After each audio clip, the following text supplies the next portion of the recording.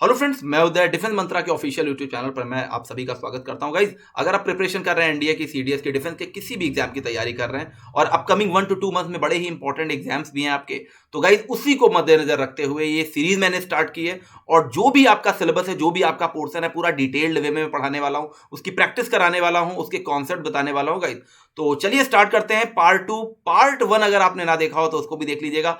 बड़े ही important question थे, बहुत ही शानदार कॉन्सेप्ट थे जो मैंने क्वेश्चन के बताए थे। पार्ट 2 में लेके आ गया हूं। तो स्टार्ट करने से पहले I would like to tell you guys, channel को सब्सक्राइब कर लें, शेयर कर दें और लाइक करना ना भूलें। सब्सक्राइब करना सबसे जरूरी है गाइस, बेल आइकन को भी प्रेस करें। रीजन इसका यह है कि जो भी इंपॉर्टेंट डिफेंस से जुड़े हुए एग्जाम्स होते हैं उनकी जो प्रैक्टिस सेट है गाइस, इसी चैनल पर मैं डालूंगा। और अगर आपने चैनल को सब्सक्राइब कर रखा है, बेल आइकन प्रेस कर रखा है, तो टाइम पे आपको नोटिफिकेशन भी मिल जाएगा। तो चलिए स्टार्ट करते हैं, टाइम नहीं वेस्ट करते हैं। पार्ट 2 में लेके आ गया हूं। जिन बच्चों ने पार्ट 1 नहीं देखा गाइस, तो आप पार्ट 1 जरूर देख लीजिए, क्योंकि वहां भी बहुत शानदार कॉन्सेप्ट पढ़ाए गए थे। ओके, तो टेलीग्राम चैनल डिफेंस मंत्रा का टेलीग्राम चैनल है, डिफेंस मंत्रा ऑफिशियल के नाम से। आप टेलीग्राम पे जाइए, डिस्क्रिप्शन बॉक्स में लिंक भी मैंने डाल रखा है। आप टेलीग्राम पे भी सर्च कर सकते हैं, डिफेंस मंत्रा ऑफिशियल के नाम से है। आप सर्च करेंगे, आप जुड़ जाइए, क्योंकि सारे इंपॉर्टेंट पीडीएफ जो है, जो नोट्स हैं, जो वीडियोस के लिंक्स हैं, मैं इसी टेलीग्राम में डालने वाला हूं। तो फटाफट जुड़ जाए। कोई भी क्वेश्चन में कहीं भी कोई डाउट हो, बैच से रिलेटेड कोई इशू हो, डिफेंस का कोई बैच ज्वाइन करना हो, तो 9616947257 पर आपको व्हाट्सएप करना है या आप कॉल भी कर सकते हैं। ठीक है, तो चलिए स्टार्ट करते हैं, टाइम नहीं वेस्ट करते हैं। पहला क्वेश्चन आपकी स्क्रीन पर ये रहा। Vinay will soon recognize you because your looks resemble with your mother's. कल मैंने आपको बताया था, और देखिए उसी कल वाले कॉन्सेप्ट से ही ये क्वेश्चन बनाया गया। Vinay will soon recognize you, part A है, you because your looks resemble with your mother's. तो गाइज, रिजेंबल के साथ मैंने आपको बताया था कोई प्रेपोजिशन नहीं लगता। कल मैंने प्रॉपर एक लिस्ट पूरी आपको बताई थी कि कौन कौन से ऐसे वर्ड्स होते हैं जिनके साथ कोई प्रेपोजिशन नहीं लगता, उसमें एक रिजेंबल भी था। राइट गाइज, तो याद रखिएगा, रिजेंबल का मतलब होता है शक्ल का मिलना, शक्ल का मिलना या किसी चेहरे का मिलना। राइट, तो इसको किसी भी प्रेपोजिशन की नीड नहीं होती है। तो सेंटेंस होगा, Vinay will soon recognize you because your looks resemble your mother. जो आपका चेहरा है, जो आपका लुक्स है, वो आपकी मां से मिलता है। तो इसके साथ बेटा कोई भी नीड नहीं है प्रेपोजिशन की, तो ये याद रखिएगा। बस इतना याद रखिए, रिजेंबल के साथ कोई प्रेपोजिशन नहीं लगता। एक नंबर आपका क्लियर हो जाएगा, एक क्वेश्चन 100% आपका क्लियर हो जाएगा, कहीं भी नहीं गया। तो ये छोटी छोटी बातें ही गाइज आपको सफलता दिलाएंगी। बहुत डेप्थ में, बहुत फिलॉसफी पढ़ने की जरूरत नहीं है। जो फैक्ट्स हैं, जो इंपॉर्टेंट है एग्जाम के अकॉर्डिंग, वही चीजें आप लोग समझिए। तो फर्स्ट पार्ट में देखा जाए तो थर्ड में एरर थी, सी पार्ट में एरर थी। देखिए, ये वर्ड्स मैंने कल आपको कराए थे, इनकी मैंने स्टोरी भी एक बताई थी। ज्वाइन हो गया, कंप्राइज हो गया, स्ट्रेस हो गया, एम्फसाइज हो गया, इंश्योर हो गया, ओबे हो गया, बेनिफिट हो गया, एंटर हो गया, सक्सीड हो गया, ऑर्डर हो गया। मैंने कल इनकी एक स्टोरी भी बताई थी पार्ट 1 में। ये वर्ड्स आप कभी नहीं भूलेंगे। ये सारे वर्ड्स किसी भी सेंटेंस में गाइज अगर वर्ब का काम कर रहे हैं तो इनके साथ कभी कोई प्रेपोजिशन नहीं आएगा। इसका पीडीएफ में डाल दूंगा, तो स्क्रीनशॉट लेने की कोई जरूरत नहीं है। लव हो गया, कंपनी हो गया, असिस्ट हो गया, डिस्कस हो गया, डिस्क्राइब हो गया, कंसीडर हो गया, डेस्पाइड हो गया, एस्क्यू हो गया, रेडिक्यूल हो गया, अफेक्ट हो गया, हेट हो गया, कंट्रोल हो गया, इन्वेड हो गया, अटैक हो गया, कॉम्बैट हो गया, रेजिस्ट हो गया, वॉयलेट हो गया। ये जितने भी वर्ड्स हैं किसी भी सेंटेंस में गाइज, ये अगर वर्ब्स का काम कर रहे हैं तो इनके साथ नो प्रेपोजिशन, कभी भी आपको प्रेपोजिशन लगाने की जरूरत नहीं है। और इसकी भी मैंने एक ट्रिक और एक स्टोरी बताई थी ताकि ये वर्ड्स आपको याद रह गए। इसके अलावा देखिए, रिजेंबल मैंने अभी बताया आपको। रिजेंबल देखिए, ये कितने सारे वर्ड्स मैंने बताए और केवल रिजेंबल पे क्वेश्चन आया हुआ है। तो सोचिए, हर एक वर्ड से क्वेश्चन आ सकता है। राइट, तो रिजेंबल का मतलब अभी मैंने बताया, शक्ल का मिलना होता है, इसके साथ नो प्रेपोजिशन। अवेट के साथ नो प्रेपोजिशन, लेकिन अगर वेट आ रहा है गाइस तो वेट फॉर हम लिख सकते हैं, वेट फॉर होता है, लेकिन अवेट के साथ कोई प्रेपोजिशन नहीं लगता। आप कह सकते हैं wait for equal to await होता है। इन्वेस्टिगेट के साथ नो प्रेपोजिशन अगर ये गाइस वर्ब के रूप में आया है। राइट, इंक्वायर्ड इनटू होता है, बट इन्वेस्टिगेट के साथ नो प्रेपोजिशन। ऐसे ही आप विजिट को देख सकते हैं, विजिट के साथ भी कोई भी प्रेपोजिशन का यूज हम नहीं करते हैं अगर ये वर्ब के रूप में आया है। ये सारी चीजें गाइस डिटेल्ड वे में कल मैं बता चुका हूं। लेकिन बेटा प्रैक्टिस बहुत जरूरी है, बहुत मस्ट है। ये जरूरी नहीं है कि जो मैंने कल बताया था, जो क्वेश्चन कराया था, सीधे वही एग्जाम में आ जाए। किसी भी वर्ड पे एग्जाम में क्वेश्चन आ सकता है। तो मेरा इंटेंशन है, मेरा उद्देश्य है, हर वर्ड पे एक एक क्वेश्चन में कराऊं ताकि आप पूरी तरह से अवेयर रहो। चलिए अगला क्वेश्चन देखते हैं। Most of the money allocated for the beautification of Delhi for the Commonwealth game have not been used properly. क्योंकि ये एरर का पार्ट चल रहा है, यहाँ डिटेल्ड वे में ग्रामर में नहीं पढ़ा रहा हूं, तो डिटेल्ड वे में जब मैं ग्रामर पढ़ाऊंगा तो और भी बहुत सारी चीजें आपको पता चलेंगी। ये प्रैक्टिस सेशन चल रहा है लास्ट मोमेंट पे, जिन बच्चों का एग्जाम है अप्रैल में एनडीए का, उनके लिए, जो बच्चे सीडीएस की प्रिपरेशन कर रहे हैं उनके लिए, ताकि एग्जाम उनका बेहतर होगा। और उसके बाद प्रॉपर हम एक बैच चलाएंगे, डिटेल्ड वे में आपको पढ़ाएंगे। 4 to 5 मंथ का वो बैच होगा, ताकि आप डिटेल्ड वे में ग्रामर और उसके क्वेश्चन को समझ पाएं। तो most of the money allocated for the beautification of Delhi for the Commonwealth game have not been used properly. देखिए इसमें हैव नॉट नहीं होगा, यहां पर हो जाएगा has not. Has not been used properly हो जाएगा, हैज नॉट बीन। ये चीज आप याद रखिए गाइस, यहां पर हैज लगेगा। ऐसा क्यों होगा देखिए मैं आपको बताता हूं। मोस्ट ऑफ किसकी बात हो रही है? मनी की बात हो रही है। देखिए एक चीज का ध्यान रखिएगा आप लोग, मोस्ट की अपनी कोई मीनिंग नहीं है। मोस्ट किसको डिफाइन कर रहा है? मोस्ट गाइस मनी को डिफाइन कर रहा है। किसको डिफाइन कर रहा है? मनी। और मनी क्या होता है? अनकाउंटेबल नाउन होता है। अगर मैं लिखता मोस्ट ऑफ द गर्ल्स, उस समय तो मैं कह सकता हूं most of the girls have been selected, but जब मैं कह रहा हूं मोस्ट ऑफ द मनी, तो मनी तो अनकाउंटेबल नाउन है, तो जाहिर सी बात है मोस्ट भी क्या हो गया? मोस्ट भी मनी ही हो गया।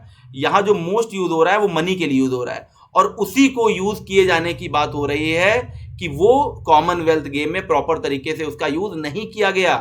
तो हैव नहीं होगा, हैज होगा, क्योंकि जो आपका सब्जेक्ट है जो मनी है ये अनकाउंटेबल नाउन है, और उसी को यूज ना किए जाने की बात हो रही है, राइट।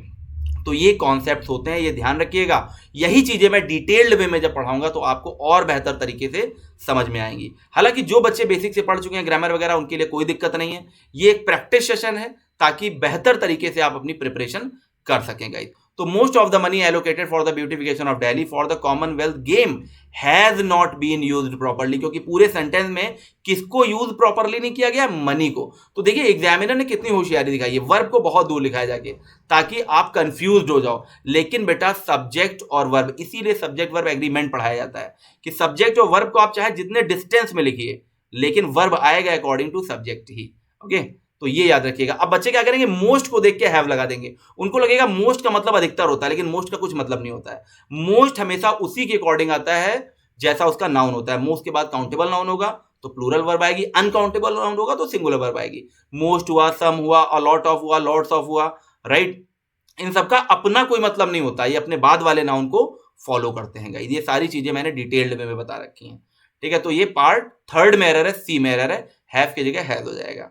अगला क्वेश्चन देखें, the prime minister as well as. Part 1 में जो बच्चे ये डायरेक्ट पार्ट 2 देख रहे हैं, मेरी उनसे रिक्वेस्ट है पार्ट 1 भी देखिए।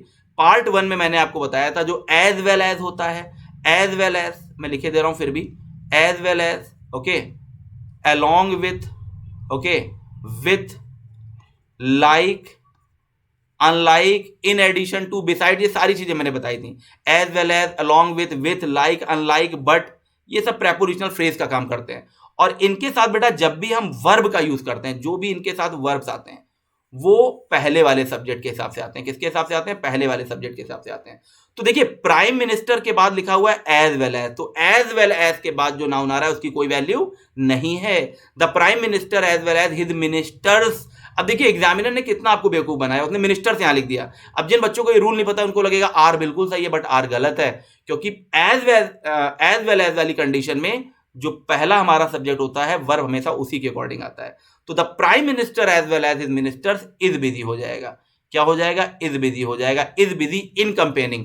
देखिए प्रेपोजिशन के बाद वर्ब की आईएनजी फॉर्म आ रही है गाइस, जेरंड हो जाएगा। इसी को हम जेरंड कहते हैं। प्रेपोजिशन के बाद अगर वर्ब की आईएनजी फॉर्म आती है तो जेरंड कहलाती है और नाउन कहलाती है। ऐसे ही जेरंड को हम नाउन कहते हैं गाइस। तो ये चीजें आप लोगों को ध्यान रखनी है। तो फिर से मैं बता रहा हूं, as well as, along with, like, unlike, but, ये सारे प्रेपोजिशनल जब फ्रेज का काम करते हैं तो जो भी वर्ब आता है वो पहले वाले सब्जेक्ट के अकॉर्डिंग आता है। तो आई होप चीजें आपकी क्लियर हो गई होंगी।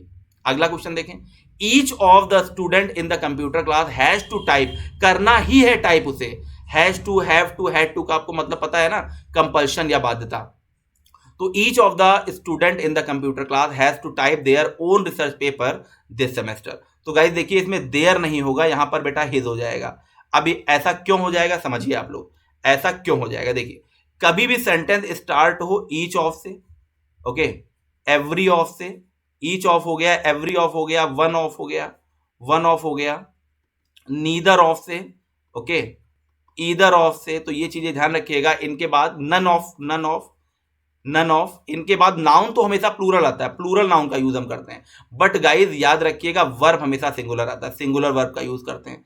और वर्ब की एक क्वालिटी होती है कि अगर वो सिंगुलर हो गया है तो वो अपने बाद बेटा सब कुछ सिंगुलर ही बना डालेगा। अगर वर्ब सिंगुलर यूज हो रहा है तो उसके बाद बेटा हर चीज सिंगुलर ही आती है। तो अब आइए देखते हैं इसको। तो ईच ऑफ के बाद देखिए नाउन तो प्लूरल आया है, each of the students in the computer class has, verb भी सिंगुलर आया है, हैज टू टाइप। ये देयर क्या कर रहा है, देयर की डिमांड है कि उसका सब्जेक्ट दे होना चाहिए, लेकिन यहां सब्जेक्ट तो हमारा सिंगुलर है, सब्जेक्ट को हम सिंगुलर मान रहे हैं। क्यों? क्योंकि हमारा वर्ब सिंगुलर है गाइस, तो देयर नहीं होगा, हिज होगा।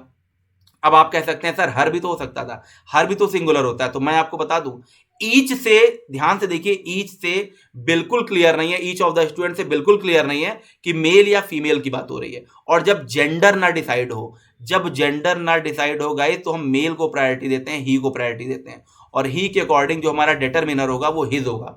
क्या हो जाएगा? हिज हो जाएगा। तो each of the student in the computer class has to type his own research, his own research paper this semester. Okay, क्या हो जाएगा? हिज हो जाएगा। तो फिर से ये रूल आप लोग याद रखिएगा, गलत नहीं करना है आप लोगों को। Okay, each of, every of, one of, neither of, either of, none of, right, इन सभी के साथ नाउन तो प्लूरल आता है, बट बेटा वर्ब हमेशा सिंगुलर आता है। जैसे आप क्या लिखते हो, one of, one of the boys, अगर आपको लिखना हो one of the boys is होगा, one of the boys is coming, one of the boys has been selected, right. तो ये चीजें आप लोगों को ध्यान रखनी है गाइस। बाकी बहुत सारी चीजें बहुत डिटेल्ड वे में मैं बैच में पढ़ाने वाला हूं, तो आप लोग बिल्कुल चिंता ना करिए, राइट। डिफेंस मंत्रा के ऑफिशियल यूट्यूब चैनल पर सारी चीजें मिलेंगी जो आपके डिफेंस के एग्जाम के लिए प्रॉफिटेबल होने वाली है गाइस। तो इसमें क्या हो जाएगा? हिज हो जाएगा। यहाँ पे अगला क्वेश्चन देखें, if I would have seen, देखिए बड़ा ही प्यारा क्वेश्चन है। If I would have seen, इसी को इंप्रूव करना है आपको। If I would have seen the book earlier I would have recommended it to my student. अगर मैंने पहले देखी होती बुक तो मैं रिकमेंड करता अपने बच्चों को। तो देखिए कंडीशनल सेंटेंस तो आपने पढ़ा होगा ना, और मैंने डिटेल्ड में मैं बताया है कि इफ प्लस अगर सिंपल प्रेजेंट है, इफ प्लस सिंपल प्रेजेंट है तो दूसरा पोर्शन में क्या होता है? विल और शैल, विल शैल प्लस V1 होता है। इफ प्लस सिंपल पास्ट है, जो ज्यादा पॉपुलर है, एग्जाम में बहुत ज्यादा पूछे जाते हैं, वो बता रहा हूं। अगर इफ प्लस सिंपल पास्ट है तो दूसरा पोर्शन क्या हो जाता है? वुड प्लस V1 हो जाता है। क्या हो जाता है गाइस? Would plus V1। और थर्ड कंडीशन देखिए, if plus had plus V3 होता है। If plus had plus V3 होता है, अगले पोर्शन में क्या हो जाएगा? Would have plus V3। क्या हो जाएगा guys? Would have plus V3। तो आपको करना नहीं है, आपको ट्रांसलेशन नहीं करना है, आपको दोनों चीजों को इक्वल करना है, जाके एग्जाम में आपको इक्वल करना है। अगर आपको एक पोर्शन में वुड हैव प्लस V3 दिख जाए तो आप उसी पोर्शन पे क्लिक करिएगा जहां हैड प्लस V3 है। कहां क्लिक करेंगे? हैड प्लस V3 पे, और कुछ नहीं करना है आपको, राइट। अगर कहीं आपको वुड प्लस V1 दिख रहा है तो simple past, if plus simple past, या इफ प्लस सिंपल पास्ट दिख रहा है तो वुड प्लस V1 हो जाएगा। ऐसे ही अगर विल शैल प्लस V1 दिख रहा है तो इफ प्लस सिंपल प्रेजेंट, या इफ प्लस सिंपल प्रेजेंट है तो विल शैल प्लस V1 हो जाएगा गाइस।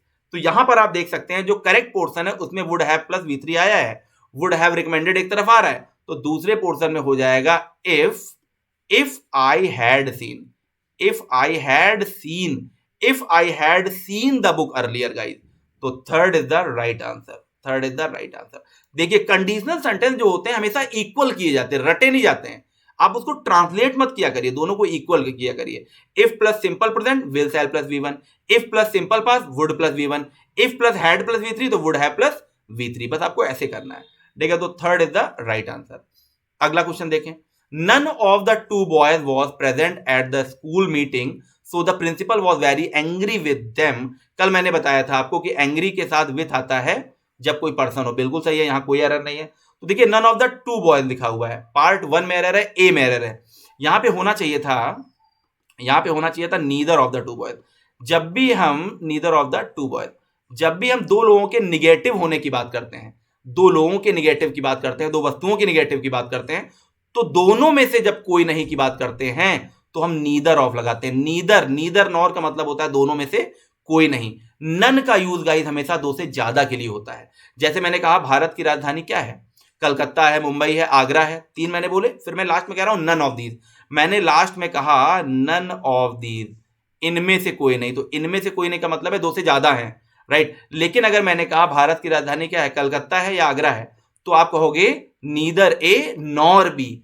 जब दो लोगों की बात होती है गाइस तो हम हमेशा नीदर का यूज करते हैं, तो नन नहीं होगा यहां, neither of the two boys हो जाएगा। क्या हो जाएगा? Neither of the two boys, ये जो मैंने बताया ये हो जाएगा। तो दो लोगों की जब बात होगी, फिर से मैं बता रहा हूं, नीदर होगा। दोनों में से जब एक की बात होगी तो ईदर होगा।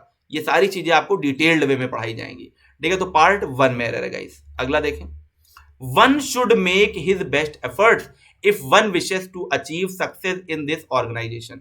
देखिए ये ए पार्ट है, ये बी पार्ट है, ये सी पार्ट है और ये डी पार्ट है। आइए देखते हैं।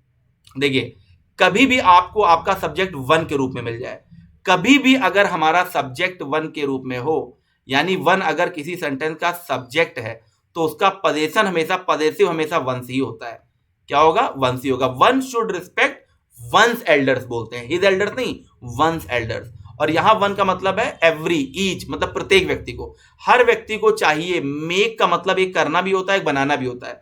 हर व्यक्ति को करना चाहिए अपने बेस्ट एफर्ट, तो हिज की जगह यहां क्या हो जाएगा? वंस हो जाएगा, once best efforts. Okay, if one wishes, देखिए फिर सब्जेक्ट क्या आ रहा है? वन, और ये सिंगुलर है तो विशेष भी कैसा है? सिंगुलर वर्ब है। If one wishes to achieve success in this organisation, इस ऑर्गेनाइजेशन में अगर कोई भी सफलता पाना चाहता है तो उसे अपना बेस्ट करना चाहिए।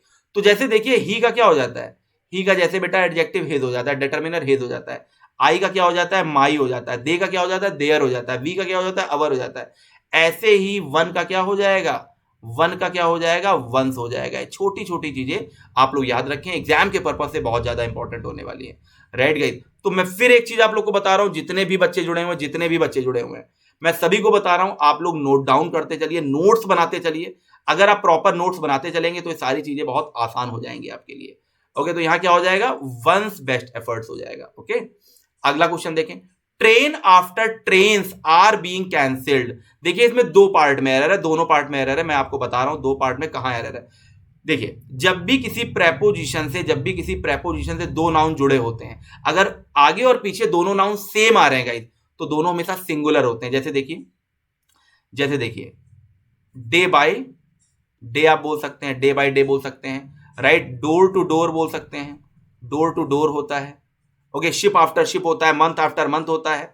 ओके, डे बाय डे होता है, बहुत सारे ऐसे होते हैं, हमेशा सिंगुलर होते हैं। तो ट्रेन आफ्टर ट्रेन्स हो जाएगा। क्या हो जाएगा? ट्रेन आफ्टर ट्रेन हो जाएगा। जो ट्रेन्स लिखा है यहां पर एरर है, तो train after train, month after month, day by day, door to door, row upon row, आप रो अपॉन रो भी कह सकते हैं। ओके, रो अपॉन रो।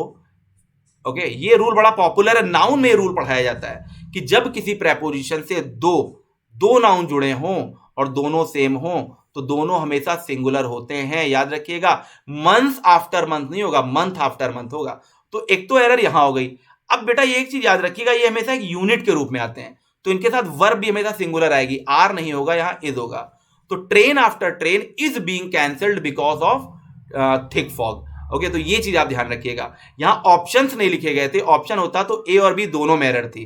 राइट, तो खैर मैंने आपको प्रॉपर एक कॉन्सेप्ट समझा दिया कि प्रेपोजिशन से अगर दो नाउन जुड़े हो दोनों हमेशा सिंगुलर होते हैं, वर्ब भी हमेशा इनके साथ बेटा सिंगुलर ही आती है। जैसे मैंने कहा विलेज आफ्टर विलेज, तो वर डेवस्टेटेड नहीं होगा, village after village was devastated हो जाएगा। ठीक है, village after village was devastated. Okay, तो पार्ट 1 और 2 में एरर थी।